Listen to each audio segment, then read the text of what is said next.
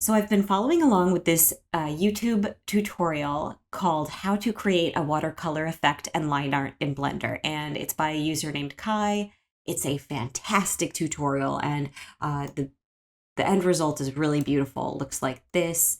So cool. But I had one very unique and specific issue that I wanted to talk about in this video. It's so niche, in fact, that I may only get 5 viewers to this video, but I thought I'd share because it was driving me crazy. So right here I have my camera view. It looks good, but when I hit render image, at first the render looks fine, but then at the very end it pops out and bleeds out beyond my lines, and I want my color to stay within my lines, at least for the most part. So this is way over the top, and I figured out how to fix it, so I want to share that solution.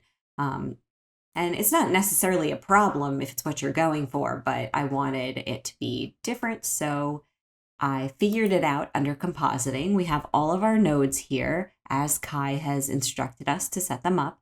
And if you go over to your watercolor effect in Paint node, there's a distance number value here. So right here, the number is 45.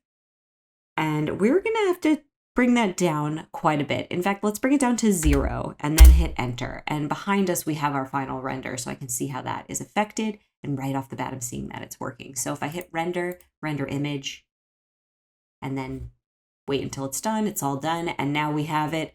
Our lines are perfect. Our color is within the line, just how I wanted. So that's it.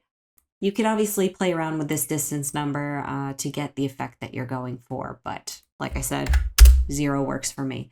I hope this helped somebody out there. Thanks for watching. And like I said, check out that tutorial by Kai, how to create a watercolor effect and line art in Blender. I'm going to link it at the end of this video. And thank you so much for watching. See you in the next one.